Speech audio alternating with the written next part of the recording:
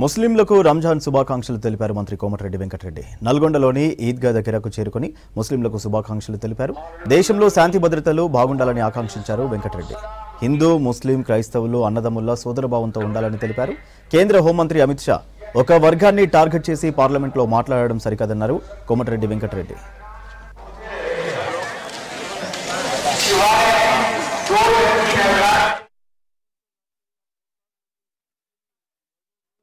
పవిత్ర రంజాన్ మాసంలో ఉపవాసాలు ఉంటూ ఈ రోజు రంజాన్ పండుగ జరుపుకుంటున్న సందర్భంగా మన దేశంలోని ముఖ్యంగా నల్గొండ జిల్లాలోని ముస్లిం సోదర సోదరిమణులందరికీ కూడా రంజాన్ శుభాకాంక్షలు తెలియజేసుకుంటూ ఈ రోజు 40 రోజుల పాటు ఎంత పవిత్రమైన దీక్ష అంటే ఉదయంకెళ్లి రాత్రి వరకు కనీసం మంచినీళ్ళు తాగకుండా మీరు ఖురాన్లో రాసిన విధంగా మీరు దీక్ష చేపట్టడం. ప్రతి ఒక్క ముస్లిం సోదరు కూడా నేను ఒకటే కోరేది ఏంటంటే దేశంలో శాంతి భద్రతలు బాగుండాలి, హిందూ ముస్లిం క్రిస్టియన్స్ అందరూ కలిసి అన్నదమ్ముల్లాగా ఉండాలని మా కోరిక. సెక్యులర్ పార్టీగా, కాంగ్రెస్ పార్టీ నాయకునిగా, మినిస్టర్ గా మా నాయకుడు రాహుల్ గాంధీ పార్టీ గురించి ఎక్కడ మాట్లాడకుండా కన్యాకుమారి నుంచి కాశ్మీర్ వరకు చలిలో, ఎండలో, వర్షంలో 4000 కిలోమీటర్ పాదయాత్ర చేసింది ఎందుకోసం?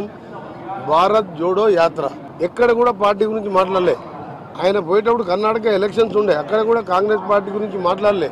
నఫరత్, భారత్ జోడో, నఫరత్ చోడో. ఒక కులం మీద ద్వేషం పెంచుకొని ఈ రోజులు దేశంలో జరుగుతున్న విషయాన్ని చూస్తున్నాం. ఒకరు 80-20 అని, ఒకరు వక్ఫ్ బోర్డ్ చట్టాన్ని సవరిస్తామని, దాంట్లో నాన్ ముస్లిం చేరుస్తామని, ప్రతిరోజు అవసరం ఉంటే కోర్టుకు పోండి అని చెప్పి అమిత్ షా పార్లమెంట్లో చెప్పడం.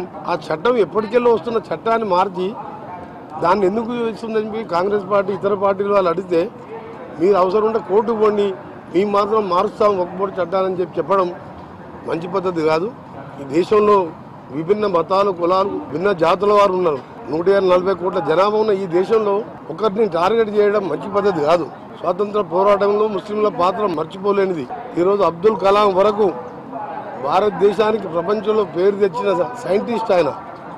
భారత రాష్ట్రపతిగా వారు చేసిన కానీ మన ఈరోజు ఆధునిక యుగంలో ఇస్రోని ఈ విధంగా తీసుకున్న ఆయన ప్రముఖ పాత్ర.